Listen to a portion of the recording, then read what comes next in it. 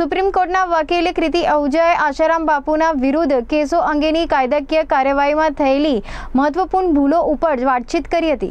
मेरा नाम एडवोकेट कृति आहूजा है। मैं सुप्रीम कोर्ट में इंडिपेंडेंट प्रैक्टिस करती हूँ और मेरी मेन प्रैक्टिस क्रिमिनल साइड है। आसाराम बापू के केस के बारे में इंडिपेंडेंटली जब मैंने केस के पेपर्स देखे, जो मेरे पास सारे डॉक्यूमेंट्स आए, उन सब केस पेपर्स को देखने के बाद, एविडेंस देखने के बाद और जोधपुर और अहमदाबाद की जजमेंट देखने के बाद जो मुझे लगा कि इस केस में बहुत इंपॉर्टेंट ऐसे फैक्ट्स हैं जो बताते हैं कि आसाराम बापू ने जो क्राइम उनके ऊपर एलिज किया गया है वो नहीं किया है, और जो विक्टिम की स्टोरी है वो बहुत ही ज्यादा इनप्रॉबेबल है, और बहुत सारी ऐसी चीजें हैं जो कि अगर हाई कोर्ट के सामने आती हैं तो डेफिनेटली जोधपुर और अहमदाबाद दोनों ही केसेस में उनको एक्विटल मिलना चाहिए। आज प्रेस कॉन्फ्रेंस के माध्यम से मैंने सभी मीडिया वालों को ये बात इसलिए बताई है क्योंकि जब शुरुआत में 13 साल पहले जब ये केस रजिस्टर हुए थे, उस समय मीडिया ने जो भूमिका करी, उस समय मीडिया ने जो सब चैनल्स पे चलाया कि कैसे कैसे क्या क्या हुआ, रोज मीडिया ट्रायल चला था।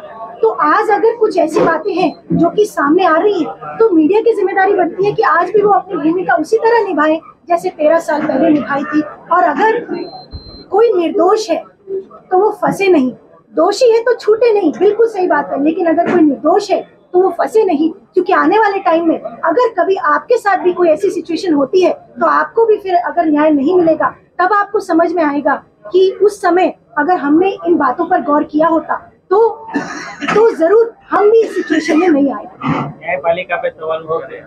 न्यायपालिका पर कोई सवाल नहीं है, क्योंकि ट्रायल कोर्ट की कभी भी कोई जजमेंट कन्विक्शन की आती है तो वो हाई कोर्ट में जाती ही जाती है, ये आम बात है। ये सुप्रीम कोर्ट की फाइनल जजमेंट नहीं है, ट्रायल कोर्ट की जजमेंट है। और ट्रायल कोर्ट की जजमेंट आने के बाद से आपने देखा होगा बहुत सारे मीडिया चैनल्स पे दूसरे केसेस में भी क्या पैनल नहीं बैठते हैं कि ट्रायल कोर्ट की जजमेंट सही है कि नहीं है। जैसे कि तरुण तेजपाल का केस था, जजमेंट आने के बाद से क्या मीडिया बैठी नहीं थी कि ये सही है कि नहीं है? क्या वहाँ पे सारे लॉयर्स बैठ के डिस्कस नहीं कर रहे थे? तमाम ऐसे केसेस सामने आते हैं जिसमें ट्रायल कोर्ट की जजमेंट आने के बाद से डिस्कशन होता है कि whether this judgement is right और रॉन्ग। एंड अगर हम कोई जजमेंट के बारे में कुछ भी बता रहे हैं, एनालिसिस कर रहे हैं, तो दैट डज नॉट मीन कि हम जजेस को क्रिटिसाइज कर रहे हैं या जजेस के बारे में कुछ बोल रहे हैं। उनका नजरिया, उनका एंगल उस समय जो फैक्ट्स पर था उन्होंने अपने तरीके से किया। अब हाई कोर्ट देखेगी, हाई कोर्ट बनी इसलिए है कि ट्रायल कोर्ट जहाँ पर गलती कर देगी तो हाई कोर्ट सुधारेगी, और सुप्रीम कोर्ट किस लिए बनी है?